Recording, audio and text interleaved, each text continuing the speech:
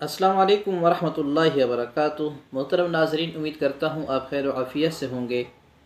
ख्वाबों की ताबीरात के सिलसिले में एक मरतबा फिर आपके सामने हाज़िरी हुई है। आज की इस वीडियो के अंदर हम बयान करेंगे कि ख्वाब के अंदर बार बार बुरे ख्वाब का आना और इन बुरे ख्वाबों से कैसे बचा जा सकता है। सबसे पहले ये बात समझें कि बुरे ख्वाब जो होते हैं ये क्यों आते हैं और अच्छे ख्वाब क्यों आते हैं, अच्छे ख्वाब किन की तरफ से होते हैं, बुरे ख्वाब किन की तरफ से होते हैं। रसूल अकरम सल्लल्लाहु अलैहि वसल्लम ने फरमाया, हदीस के अंदर आता है अर्रुया अस्सालिहा मिनल्लाह, कि जो अच्छे ख्वाब होते हैं वो अल्लाह ताला की तरफ से होते हैं। वल्हुलुमु मिनश्शैतान, और बुरे ख्वाब जो होते हैं शैतान की तरफ से होते हैं। अब अच्छे ख्वाब क्यों आते हैं? इसलिए अल्लाह ताला की तरफ से अच्छे ख्वाब आते हैं इसलिए कि इंसान इन अच्छे ख्वाब को देखकर उसे शुक्र अदा करना चाहिए, और जो है इन अच्छे ख्वाब देखने की वजह से उसको खुशी महसूस होगी और उसके दिल के अंदर अल्लाह ताला की मोहब्बत मज़ीद आएगी, यानी मोहब्बत के अंदर इजाफ़ा आएगा, अक़ीदे के अंदर पुख्तगी आएगी, अल्लाह ताला की वहदानियत उसके दिल में मज़ीद आएगी। और बुरे ख्वाब क्यों आते हैं, ये किसकी तरफ से होते हैं? बुरे ख्वाब आप सल्लल्लाहु अलैहि वसल्लम ने फरमाया वल्हुलुमु मिनश्शैतान, बुरे ख्वाब शैतान की तरफ से आते हैं। अब बुरे ख्वाब क्यों आते हैं? इसलिए जब इंसान शैतान इसलिए इल्का करता है, बुरे ख्वाब दिल के अंदर डालता है ताकि इंसान जो हो गमगीन हो और परेशान हो, और इस परेशानी और गमगीनी की वजह से उसके जो है वो अल्लाह ताला की रहमत से मायूस हो और अल्लाह ताला की नाफरमानियों में लग जाए। इसलिए तो आप सल्लल्लाहु अलैहि वसल्लम ने फरमाया कि जब इंसान को अच्छा ख्वाब आए तो उसे शुक्र अदा करना चाहिए अल्लाह ताला का, और ज़्यादा से ज़्यादा शुक्र अदा करना चाहिए। अगर बुरा ख्वाब आता है तो उसे क्या करना चाहिए कि वो अल्लाह ताला से इस्तिग़फ़ार और अल्लाह ताला से अपने गुनाहों की माफ़ी मांगे।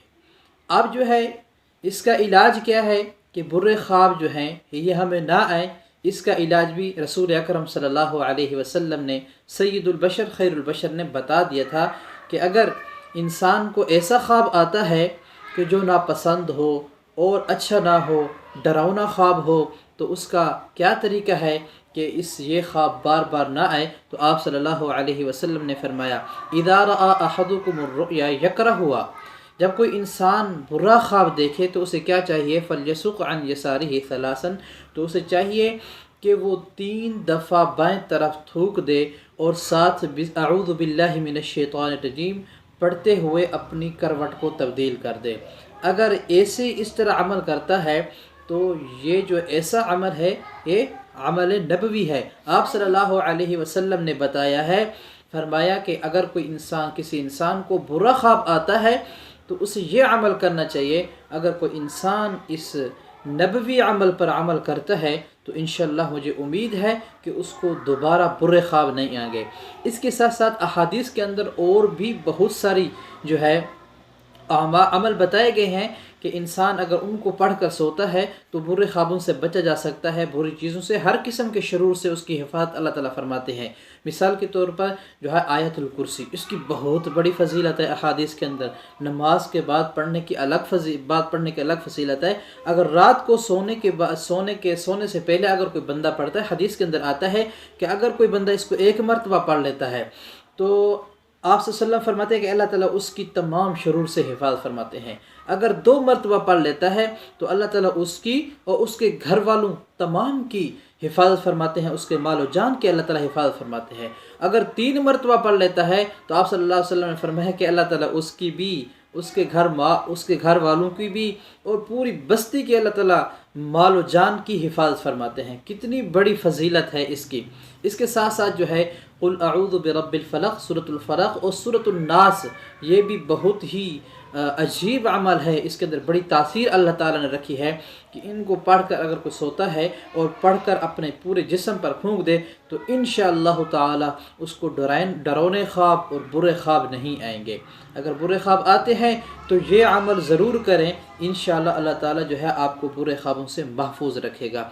और इसके साथ साथ जो है अगर कोई बुरा ख्वाब आता है, अब एक और बात है, अगर सच्चा ख्वाब आता है तो आप सल्लल्लाहु अलैहि वसल्लम ने फरमाया, क्या फरमाया कि आप सच्चा ख्वाब जो है, अच्छा ख्वाब जो है, आप क्या करें, اس کو اس لوگوں کے سامنے شیئر کریں، اس ساتھی کے سامنے شیئر کریں، اس دوست کے سامنے شیئر کریں کہ جس کو آپ پسند کرتے ہیں، یعنی کسی عالم یا مفتی یا نیک شخص کو اپنا خواب بتائیں، اس کے علاوہ کسی اور کو خواب نہ بتائیں۔ اگر آپ کو برا خواب آتا ہے تو کسی کو بیان کرنے کی ضرورت نہیں ہے، وہ خود استغفار کریں اور توبہ کریں، اللہ تعالیٰ سے جو ہے اس خواب کے شر سے پناہ مانگیں۔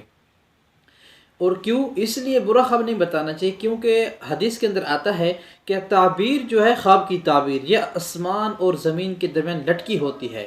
اگر آپ کسی ایسے نااہل شخص کو بتائیں گے جو خوابوں کی تعبیر نہ جانتا ہوگا، تو اگر اس نے غلط تعبیر بتا دی، تو تعبیر چونکہ زمین اور آسمان کی درمیان لٹکی ہوتی ہے، تو حدیث کے اندر آتا ہے جیسے ہی تعبیر کوئی بتاتا ہے تو وہ فوراً نازل ہو جاتی ہے، فوراً تعبیر جو ہے اس پر فٹ آ جاتی ہے اور وہ تعبیر کا وہ مستحق بن جاتا ہے۔ تو خواب ایسے شخص کو بیان کریں کہ جو خواب کی مزاج اور سب کچھ کی ہے واقفیت رکھتا ہو، تعبیر اچھی خاصی جانتا ہو، اس کے پاس علم ہو، مفتی ہو، عالم ہو اور صحیح جو ہے نیک ہو، اللہ تعالیٰ کا نیک بندہ ہو، تو ایسے لوگوں کو خواب کی تعبیر بتانی چاہیے۔ ویڈیو چونکہ لمبی ہو گئی، اس پر بھی معذرت کرتا ہوں، تو اللہ تعالیٰ سے دعا ہے کہ اللہ تعالیٰ ہمیں اس پر عمل کرنے کی توفیق عطا فرمائے۔ جزاکم اللہ خیر، والسلام۔